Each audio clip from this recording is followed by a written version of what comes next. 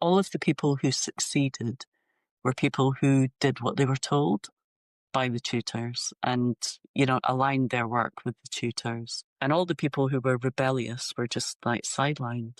So for me, it was the opposite of what I thought art would be. I thought art would be all the rebels. And that's what's great about Cryptoart is it celebrates the rebels. On this episode of The Collector's Call, we host Angie Taylor, a pioneering crypto artist whose work fuses punk expressionism with cutting-edge digital tools. Trained as a sculptor in Scotland, she began her creative journey in the punk and activist scenes before becoming an early adopter of digital art and 3D animation. Angie's immersive works, crafted in VR and brought to life through digital painting and motion, explore themes of identity, diversity, and otherness. Let's dive into this conversation. Okay, Angie. Well, let's get us started with a difficult question for some, very easy for others. What does crypto art mean to you? I think the main thing is freedom, autonomy, independence, rebellion, anarchy, punk, invention, innovation, discovery, collaboration, sharing, community, all of those things. It reminds me of a lot of, punk, which was all of those things as well. So I suppose punk kind of covers the whole lot. Yes, and we'll dive into that in a moment for sure. You created explainer videos about crypto art and how to become a crypto artist. What motivated you to develop these videos? I was teaching at the time. So I was teaching at the local art college and a few students had been asking me about crypto art. I actually did a session teaching about crypto art before I actually started minting my own crypto art. And then a few people asked if I had a recording. So I thought, oh, well, I'll just record it. And then it was also at a time when a lot of people were wanting to onboard other people. So I thought, well, it might be useful. So I recorded it just as a resource for everyone else to use and also for my students so that they could go back to it and follow the steps. I don't know if you're familiar with the platform Calm. I use it every night with my son. It's sleep stories, wonderful people with wonderful voices to tell these stories. And man, you have one of those voices, Angie. You have such a soothing, beautiful voice. Oh, Make more of those videos. oh, thank you. One of my producers at LinkedIn Learning, when I was doing videos there, he said, I think the reason people love your voice so much is because it's very grandmotherly. And I was only about 40 at the time. I think it's very soothing. Let's go with that. Yes. Angie, you've already referenced this, but much of your crypto art alludes to the punk movement, such as your Proper Punk series. What can you tell us about the punk movement and its influence on you and the art that you make?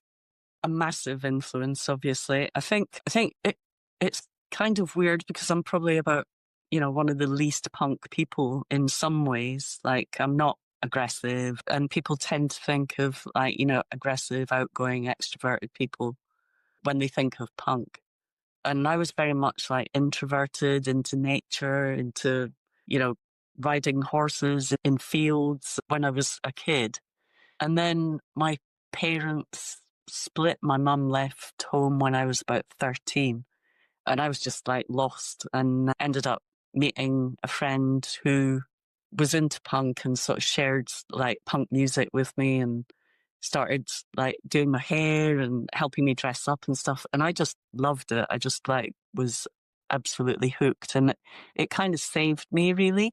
And also because I was quite a weird kid, like I've got Asperger's and ADHD and fuzzy hair. So when I was a kid at school and I had glasses, I used to get bullied a bit. So it kind of made me feel like it was okay to be weird. And I suddenly felt like I'd found my place, So punk was a kind of savior for me, but also like a home for me. Initially, anyway, at the start. It then kind of changed, but similar to how crypto art did. It kind of got a little bit too big, but it's been such a big part of my life. And I think because when I was at art college, I was into punk. So I was doing a lot of my art, based on punk themes then. And then I think when I left art college and I started working, I thought, right, time to leave punk behind kind of thing. And then when crypto art came along, I was like, oh my God, it's like, it just woke up all of that in me again. And it's like great to be kind of bringing that back, it feels like it's acceptable and the right time for me to kind of look in more detail about why I was doing it and what it was about. What kind of parallels do you draw between the punk movement and the crypto art movement? Well, the rebelliousness of it, the anti-establishment kind of part of it is, for me, the most important part, not just of crypto art, but of crypto financially as well. Shaking up the system, trying to provide alternatives and making people look at different ways of living their lives. I think that's probably the most important aspect of it. And also shaking up the art establishment. I mean, I've always had issues with the art establishment. I always wanted to be an artist, but I always hated the art establishment and never felt like I fitted in. And it was almost like, but I'm an artist. Why don't I fit into the art establishment?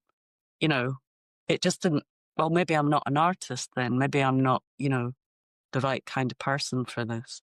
And then finding crypto art, it was almost like, anyone can be an artist. It's democratic. It's much more democratic. So I think that aspect is very similar, and also just the variety of people and the fact that it brings all these weird people together under one umbrella. And we're all different, and some of us have completely different views from the other, but somehow we have this thing that brings us together. And that's very like the punk movement as well. Yeah, I like that idea of crypto art being a home for people. Yes. Through your art, you champion the lives of misfits and their struggles. Why is this subject matter so important to you? Probably because I was a misfit and really struggled at school trying to fit in, couldn't really adapt to the education system, was made to feel that I was a bit stupid. Whereas on reflection, I think it's just, the education system is kind of geared towards one type of person. And if you don't fit into that, then it is a struggle for a lot of people. But also just looking at the struggle of minorities and like trans people who are being victimized at the moment, for example, like kind of breaks my heart because these are the people that I saw fighting alongside my friends to kind of, during the AIDS epidemic, trying to get rights for gay people. And now, they're being kind of pushed under the bus, basically.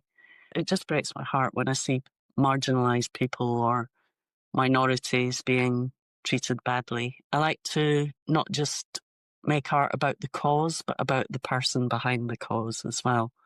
And try and get that idea across that, these are people that you're talking about. These are like interesting, vital people that you're writing out of society. And quite often they're the best, most interesting people as well.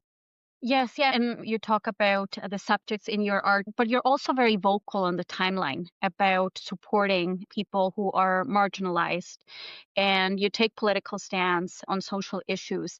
Why is it important for you to share about these topics?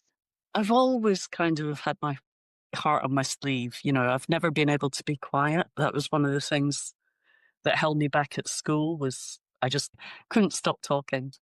So if I think something, I generally say it.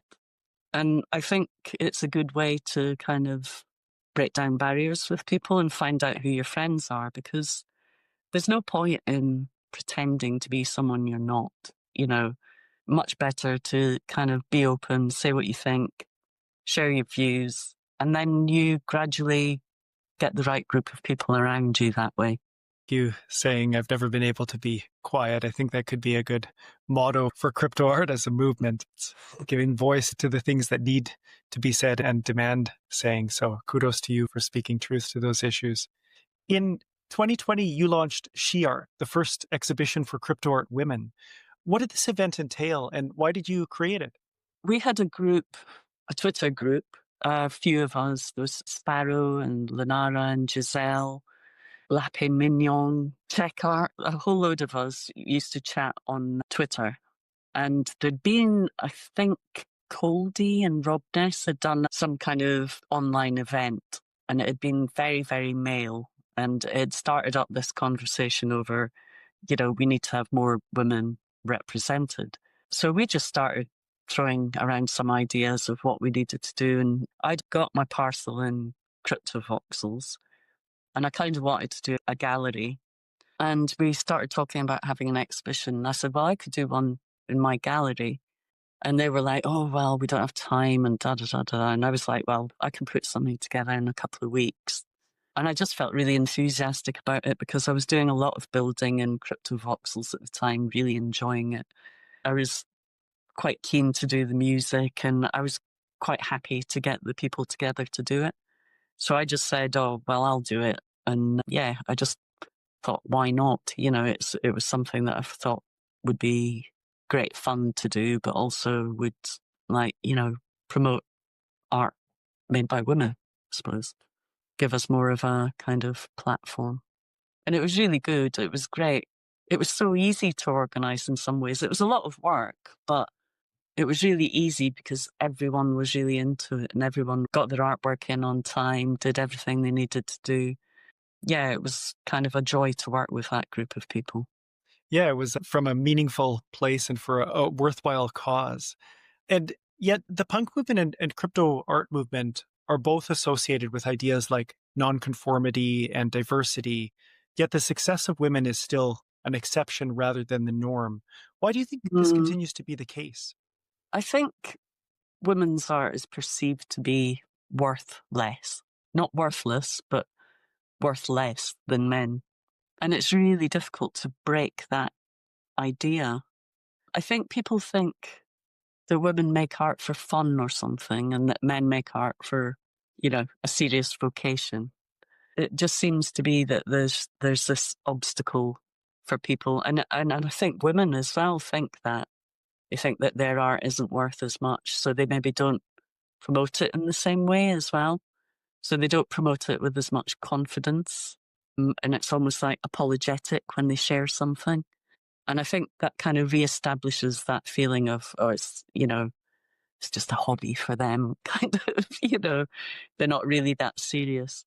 It's almost like the measure of seriousness is all about competitiveness and confidence and all of those kind of characteristics that men are encouraged to have when they're boys, whereas women are encouraged to be empathetic and apologetic and, quieter. Don't make a scene if you're a woman. So I think it's really deep rooted in the psyche of women and men to think differently. And I don't think it's inherent in the biology. I think it's the way that we've been conditioned over generations. And I think it takes a long time to uncondition that. And sadly, we've been through a really progressive time in the late 20th century. And I was quite hopeful then that things were gradually getting better and better. But suddenly in the, the last 10 years, we seem to have regressed. And it's really quite worrying to see it go backwards. Yeah. But like you said, I think it's something that we're taught to do. And as a woman, you sometimes feel inadequate if you are behaving outside those norms that we have been taught by our families, the school system, and those around us. Yeah, and I think there's that thing of always feeling like you're an imposter. But I mean, I think everyone suffers from that a little bit, especially artists. But I think women artists seem to, from the feedback that I've got, they seem to suffer from it a lot more. Yeah. And I think men can sometimes hide those feelings a lot better. Yeah. They fake it until they make it. Thank you for that, Angie. A few years ago, you mentioned that crypto art was technology driven and that narrative art was lagging behind. Why is so much focus placed on the technological aspects of crypto art? I suppose because you need to have a certain level of technical knowledge in order to mint art. And the fact that it's tied to a technology. I mean, not all crypto art is, someone like Pascal Boyart does graffiti that is about crypto art, but generally most crypto art is digital and it's on the blockchain. So you need to have a certain level of knowledge in order to be able to make it, in order to view it, in order to buy it. I think we're a minority. I think most people would be uncomfortable with the amount of technical knowledge that you need to be a part of it, really. Yeah. And from a collector's standpoint, there seem to be people that really value some blockchains over others. What are your thoughts around that? I'm pretty agnostic. I mean, I'll kind of try anything once. Obviously, like Bitcoin and Ethereum are my comfort zones. But I've tried other blockchains. I minted on Pixios at the beginning, and I've got stuff on Avalanche with 0 1, and I tried out Rodeo and didn't like it that much, but I tried. I usually try everything, but I always come back to Ethereum, really. I am really interested in ordinals, especially because I worked on the Rutherford Chang Sense project with Sovereign. I made the 3D cube that was made out of all the melted cents. So working on that project got me really interested in ordinals. So that's something that I am really interested in looking at and possibly doing in the future. I had no idea that you made the cube for the Rutherford Chang project. Yeah. So, Ezra Shibboleth, he was looking for someone that would do the 3D work with Rutherford to create the cube. So he approached me and I said I'd be honoured to do it. So it was great. He sort of supplied the files to me and I made the cube and then that was minted. So proud of working on that project. Yeah, I don't remember who did this the other day, but someone was asking what are the most important projects on ordinals, and Sense came out as the first one. And when I think about ordinals, that's where the head goes, definitely. Yeah, that's the only thing that stops me is I kind of feel like for ordinals, it needs to be something really meaningful. Like the stuff that I do on Ethereum is not necessarily about crypto, In fact, very few of my pieces have any reference to crypto in them, really. But I kind of feel like for ordinals, it would have to be something that meant something to the technology.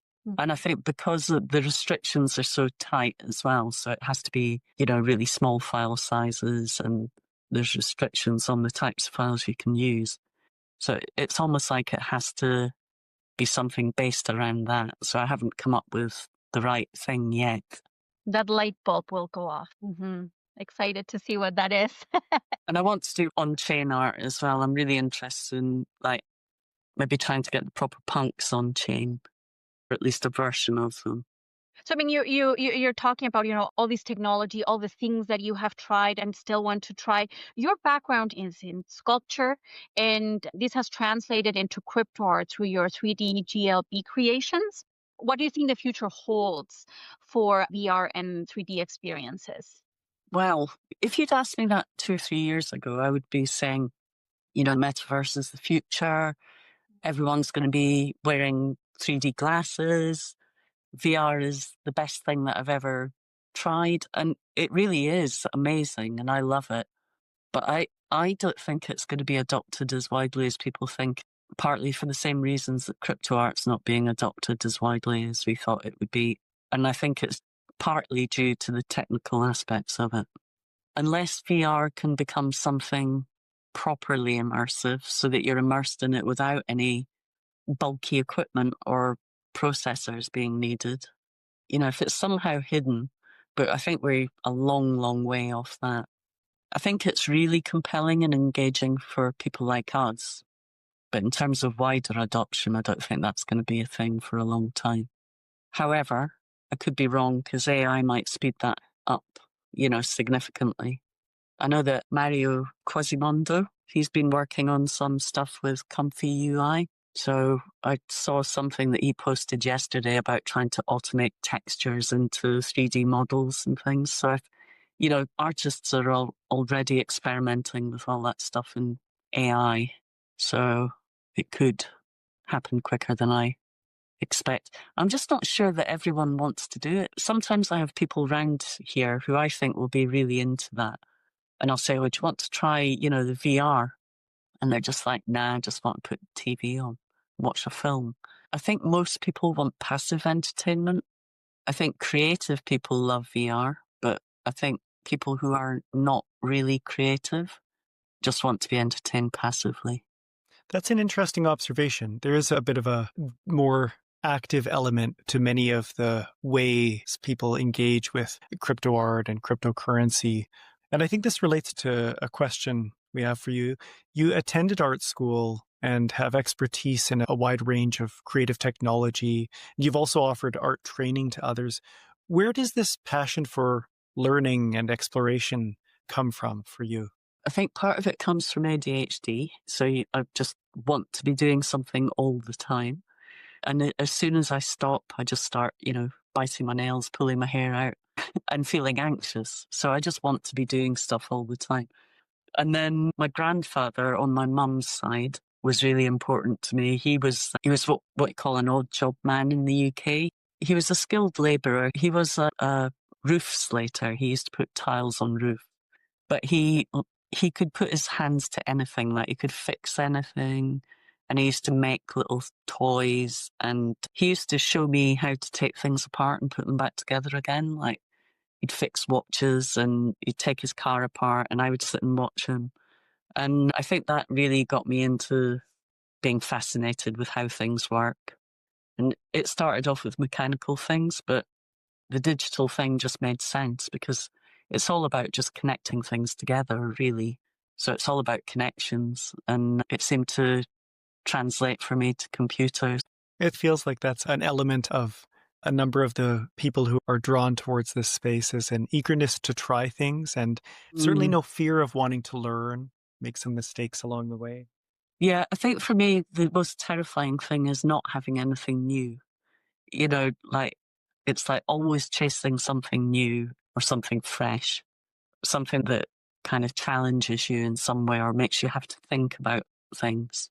I'm noticing the Josie on the wall behind. Oh, yes. That's from Scarce City. We are the second-hand owners of this work. And Scarce City is fun because it's one of the few physical crypto art platforms. Yeah, and I think what I really like about the platform, it kind of seems like from the 80s, like even the pictures and everything seems like very old. It like feeds that nostalgia. So it works. Yeah, I enjoy the platform. It's interesting how much art is going on outside our little bubble. Because quite often I'll see artists who have been around for a while, maybe 2 or 3 years, but I've never even heard their names mentioned before. And suddenly I'll see them in a different context, but they'll be connected somehow to blockchain. Yeah, and I find that the algorithm also, has its own mind. So this week it will give you certain artists, and then the next week it will be others, and then you forget about the ones you saw that week earlier. So I feel like you really have to be intentional about going out and finding new people, and also be intentional about communicating with those that you really connect with. Yeah, I mean, I think that used to happen naturally on Twitter. When Cryptoart started, it was like your timeline would just be populated by what you were interested in. Whereas now, like you say, you really have to work against the algorithm almost like. So it would be great to have some kind of alternative to Twitter, really. Angie, one great part of crypto art is that there are very few barriers to entry. However, this also means that artists may lack experience or education. Is the lack of rigor a threat to the crypto art movement? No, I think that's a strength. I think art college training or, teaching or whatever just confirmed to me how unimportant it is and meaningless, really. The most that I learned at art college was from technicians. I learned much more from technicians than I ever did from my lecturers or tutors, and each other as well, from other students as well. So for me, before I went to art college, I was like, all I want to do is be an artist and create art. And I was really passionate about it. I never had to think about it. It was just something that I just felt. And then when I went to art college, it taught me that I had to think about it. And it just made me disconnect from it completely. It was like it had the opposite effect. And sometimes I think it's designed to do that. It's designed to filter out the rebels and to make the conformists cool. I think that's what the art establishment and art college do, because all of the people who succeeded were people who did what they were told by the tutors and, aligned their work with the tutors. And all the people who were rebellious were just like sidelined. So for me, it was the opposite of what I thought art would be. I thought art would be all the rebels. And that's what's great about crypto art is it celebrates the rebels. It doesn't matter if you have training. Some of the best art I've seen is by people who have got no training whatsoever. And I'm quite envious of them because every time I make something, I still have this thing that I got at art college, which is you have to think about it. And it kind of ruined that for me. And I've never been able to get away from that. And that's partly what creates blocks for me, I think. So I have times where I just can't do anything. And I think that's from art college. And is the thinking about aesthetics or the intention behind the piece or why you're creating it? I don't even know what it's about. It's just a feeling of fear. It's like anxiety, I suppose. And it's really hard to predict when it's going to happen and when it's not, and when it's going to come back and suddenly it's okay and it's free flowing again. So I think there's an element of organicness with it. I think it's natural for people to have times where they're more productive and less productive. Before art college, I wouldn't have even thought about it. I'd think, oh, well, I don't fancy making art today, so I'll go and ride my bike down at the beach or, whatever I want to do. Whereas now I go, oh my God, I'm not productive. What does that mean? And that's what I mean by art college made me think about it too much. So it becomes a big deal when maybe it shouldn't be a big deal. Maybe it is just a natural thing. So I don't know. I mean, I know my mum passing away has been a really big thing for me. And I haven't been able to make anything for the last 3 or 4 months. And that's really unusual for me. So I know that emotional upset affects it, but I think it's quite complex. Yeah, I think that art that carries meaning takes a while to be made sometimes, right? Like you're not a machine that it's producing because, a month has gone by and you just need to be creating something. It comes from a place from experiences, emotions, and when those are ready to come out, then some people write an article, others create art, others let it out in different ways, right? I think you saying that's made me realize that I think it's an energy thing because I still have ideas, but when I'm in the flow, I have ideas and then I go home and I execute them. Whereas at the moment, I have ideas and I think, I really want to do this, but I can't. I just can't. And I think it's energy. I think I just don't have the energy at the moment because a lot of my energy has been taken up with dealing with other things. And I think the energy isn't like a physical energy, it's like a mental energy. Don't know. You have to take care of yourself. Yes. Yes.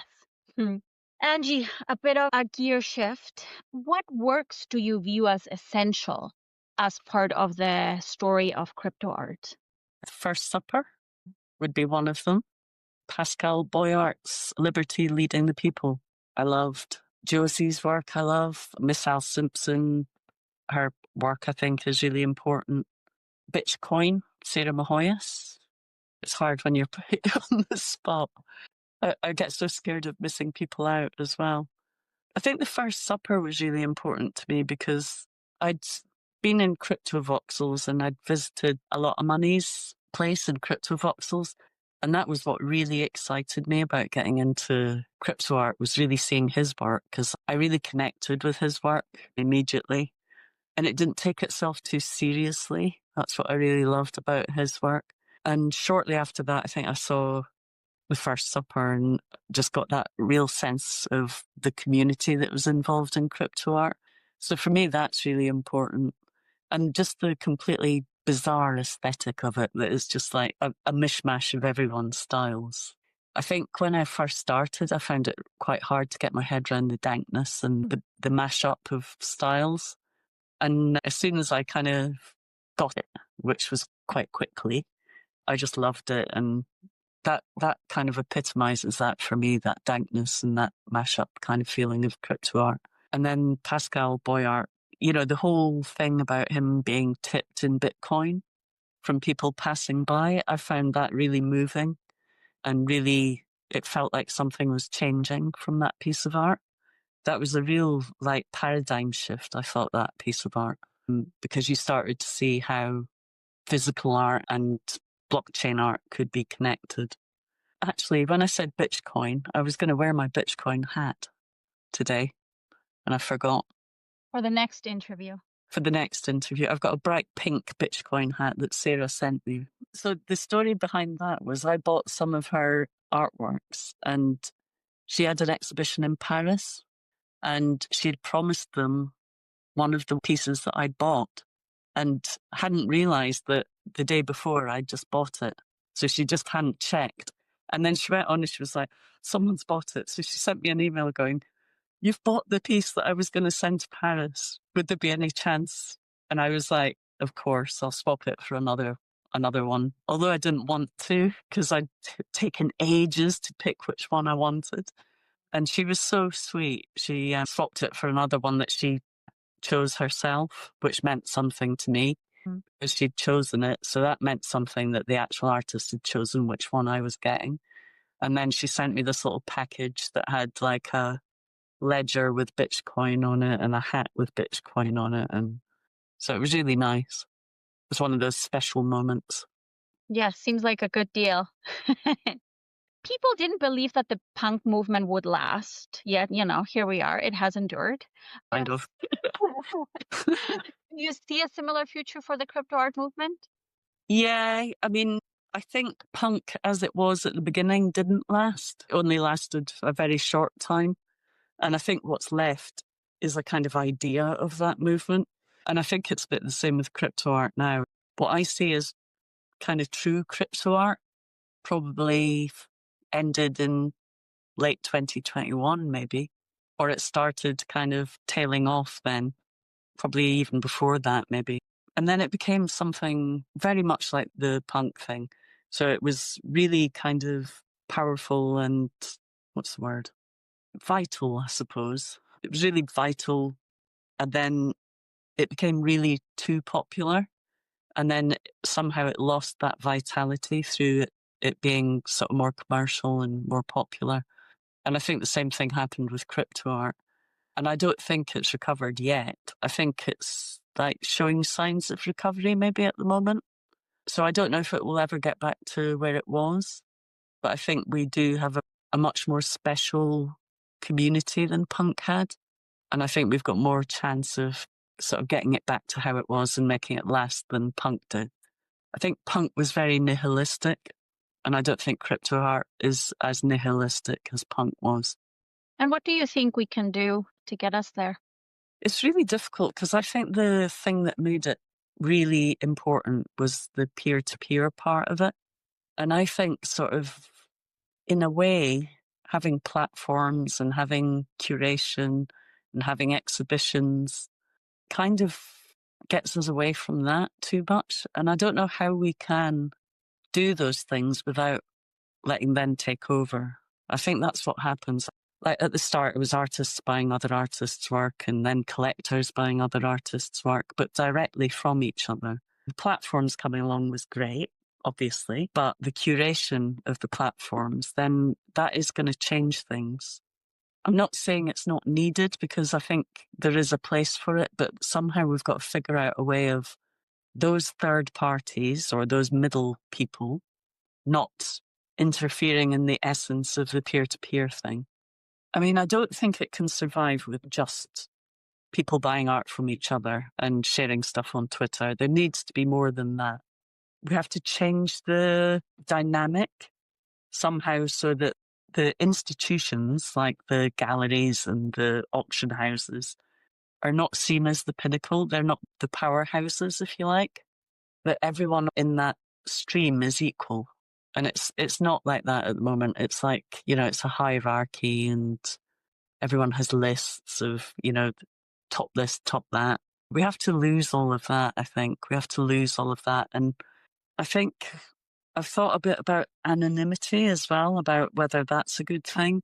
Because, if people just choose art based on how it looks and they don't know who created it, does that make it better? But I don't think it does, because art's not just about the aesthetic. It's about the story behind the art as well. And you need to know the person to know the story. So I don't know. It's a really difficult question. I don't know what the answer is. I always think it'd be great to go back to the time of patrons where, as long as they're benevolent patrons. I mean, like Basilius is probably my favourite collector. And I think he's as close to the patrons as you can get. Like, he buys art he loves. He doesn't care what anyone thinks about his taste. He just buys what he likes.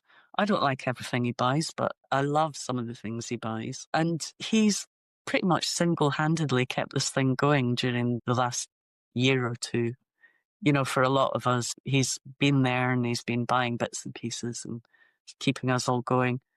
The great thing about patrons was there was no expectation, or this is how it was supposed to be, that a patron would pay for an artist to survive, basically. And then, you know, they would reap the benefits of whatever was produced in some way. But it was done on a basis of there not being any expectation in terms of how often they would produce or how much they would produce or what type of work they would produce. And somehow along the way that got lost and people started putting expectations onto artists. And I think we need to go back to that. Somehow it's almost like going back to the energy thing. You need so much energy to create art that anything that gets in the way of that, like having to do networking or doing anything that's outside your comfort zone, just makes you much, much less likely to make anything good. It's like nurturing a garden. You know, if you want a flower to grow, you have to give it what it needs and you have to nurture it. And I think that's what artists need. Yeah, it sounds to me like one of the essential aspects of crypto art that you're touching on is having that autonomy and freedom to create, knowing that you don't need to invest time and energy in the marketing or sales components, and also that there's not a thumb pressing on you, pushing you in a certain direction for what type of work to create. This has been a wonderful conversation, Angie. I'm grateful for the work that you do to champion the lives of misfits through your crypto art and through using your voice on social media, which creates a space for belonging and encourages a broader representation of identities. Thank you so much for sharing your story with us today. Oh, thanks to you too. I love what you do and thank you for giving us a voice as well. It's very much appreciated and you're a very important part of the good things in crypto art. Thanks for listening to this conversation. If you enjoyed it, please subscribe and leave us a review, and keep an eye out for the next episode of The Collector's Call.